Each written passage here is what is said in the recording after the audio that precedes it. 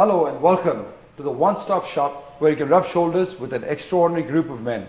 India's tryst with its economic destiny began with these bulls taking charge of Dalal Street. Learn the incidents and the inspirations that helped shape them. Join me, Ramesh Damani, as we morph into the minds of the wizards of Dalal Street. My guest today is someone who emerged as the young tiger of the financial markets during the Harshad Mehta bull run of 1992. But by 2000, the skeptics were on his trail, calling him a has-been. Refusing to slip into oblivion, he used the severe bear market of 2002 to catapult himself back into the mainstream by boldly proclaiming the birth of a new bull market. The man who they say saw tomorrow, Rakesh Jhunjhunwala. Rakesh, thanks a lot for joining us today. A pleasure. I want to take the market through your early years in the market. You started fairly young in the stock market, didn't you? Well, I was interested in the stock market. I'm 1960 born. I think my sister got married in 1975. I remember from that year, I used to read the newspaper and I used to see that prices fluctuate. And I was always a very inquisitive child. And my father always encouraged my inquisitiveness. And my father used to do some investing, some trading. So I used to be after him that, Daddy, why do prices fluctuate? Why do you buy stocks? So he used to tell me that read the news and you see something comes about gas, Gwalior. Next day Gwalior's prices go up and down. So because news comes, then some balance sheets I used to see. What is this balance sheet?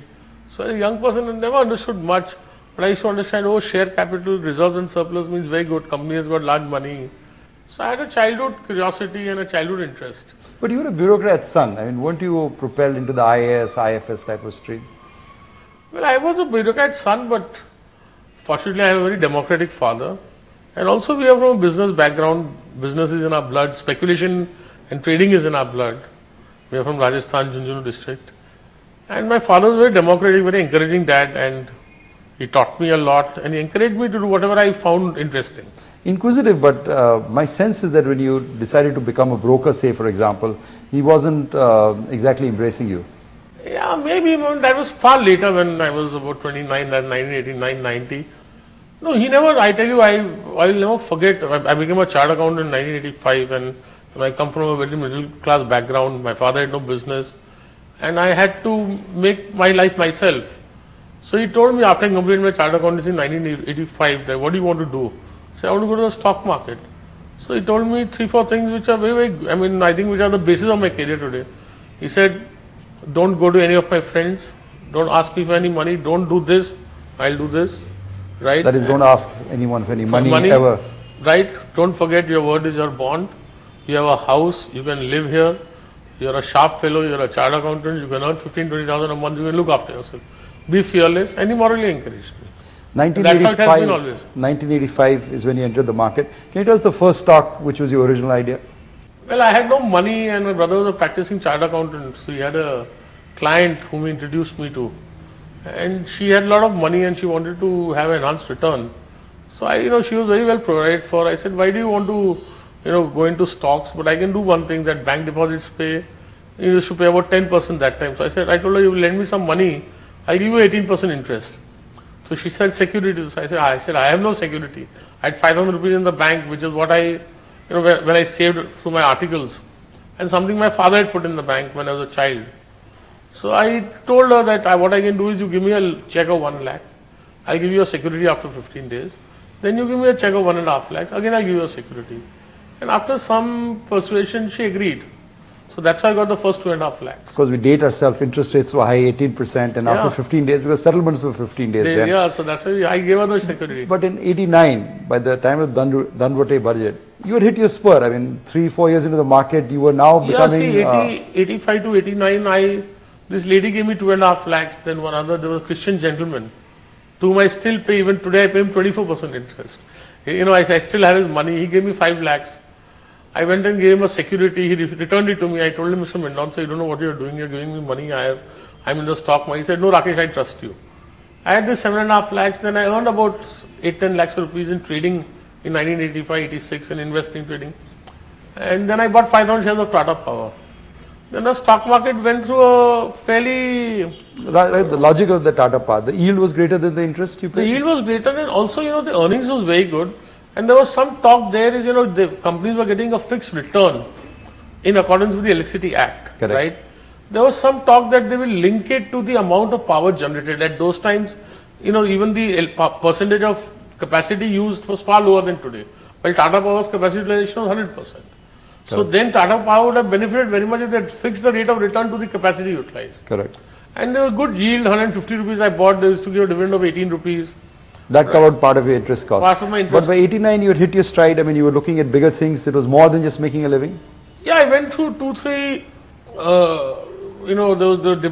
there was bare years, I would say depressive years, but I never speculated. I had a badge, I used to go to the ring, I used to observe, right? And, I felt then that the only way, then I asked my family for some financial help, my father said, I will stick by what I said, you want to go to the stock market, right? And Stockbroking was not considered a fashionable profession in those days, he was said it? you have to make it yourself.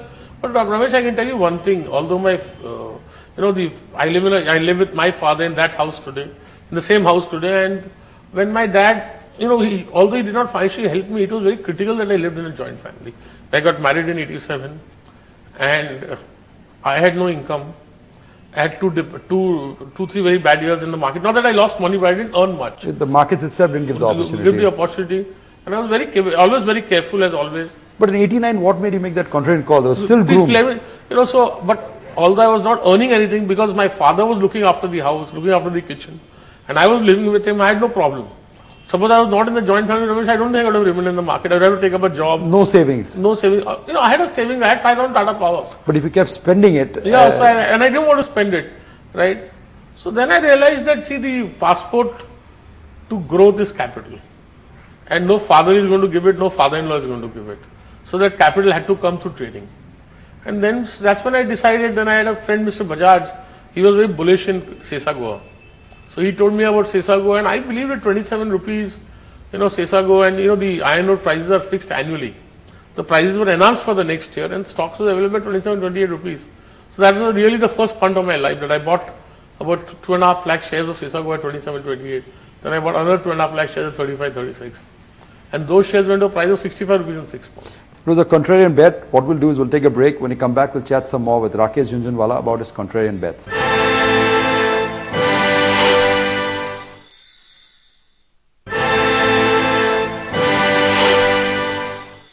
Welcome back to the Wizards of Dalal Street. We're talking to the wizard himself, Rakesh Jhunjhunwala. Rakesh, in 89, did it teach you to be a contrarian, the us against them philosophy that you've always stood for in the markets? Well, I try to assess the markets, opportunities, what the prices are, what the prospects are, and then if I differ, I differ. I think in my investment, in my thought of things, being a contrarian, not a rule and not being ruled out. But great fortunes in the market are made when you stand alone against the crowd, against the conventional wisdom. Yeah, but again, the conventional wisdom, you have to do it with great care, right? And you don't get many an opportunity, although you get opportunities. I agree with you that the great fortunes are made by standing against the crowd. But my idea is not to stand necessarily against the crowd. I am participating in this bull rally. Who were one of the first persons to point out, of course we get to that later in the show. But let's go to 1992. It was a defining period in the Indian stock market. The index, 89 about Madhu Dhanwade's budget. We finished I can 89. I can tell you why I was bullish. I don't know if you know the background that VP Singh had become Prime Minister. We had a first coalition government in the center. Right. And VP Singh, the market had welcomed him with a huge rise. Then there was all talk, just as there was last year, about the communism, socialists, and Madhu Dhanwade was the finance minister, and the budget is going to be very, very socialist oriented, and all bull talk that they're going to impose a tax on education. And I know that state, the education is a state subject, and for revenue of 100 crores and the coalition government in power, they are not going to amend the constitution. So all kind of fears, in the market, I thought that, the first part of the liberalization program in 83 was launched by Mr. VP Singh, only very lowered the income. And I thought although he's a Thakur, he's a businessman who understands business.